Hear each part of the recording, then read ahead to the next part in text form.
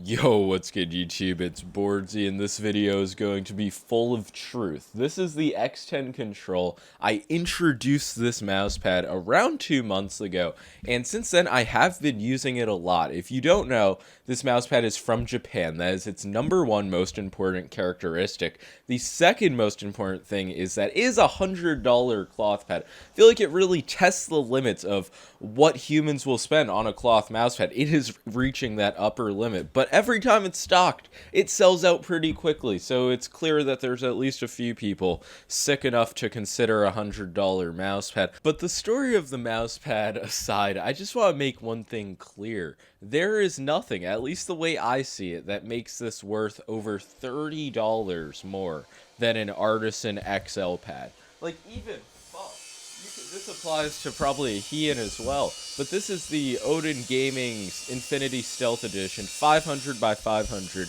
no coating, resistant to humidity, durable, $35, and you're telling me this is 100? And I mean, I don't know. I know I sound like a fucking boomer mousepad reviewer, but even for me, it's hard to justify this retarded, epic pricing. It has a synthetic rubber backing as opposed to normally the natural rubber backing, and you can see it's very good. It does not have stitched edges, and the fraying, you can see there is a bit of fraying in around over a month of use, I would say, because I have been trying to use this as my main, and I like it a lot. But I just see it as a downgrade to Artisan, which one of the premiums that you pay for are these hand-stitched, perfect stitched edges. I've had this Heian for like a year and a half now, and the build quality is just perfect.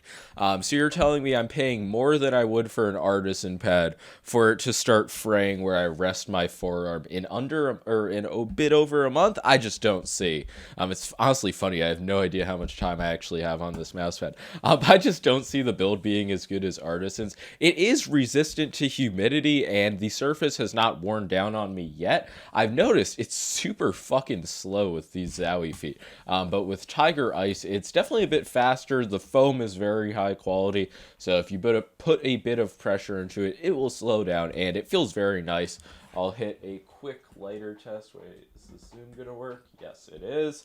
And there's the lighter test. You see, no issue with the lighter penetrating it. And then the super light press down test. But getting back to the surface, this is the XTEN control. It is a control pad, as I mentioned. Your experience is going to vary based on the mouse feet design and the actual type of feet that you have.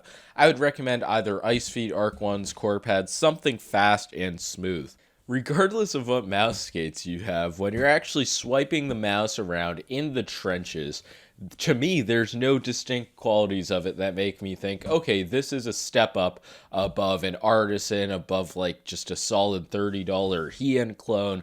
It's just not there for me. Of course, there is a reason why it's so expensive. These are made individually. They're sold in very small quantities.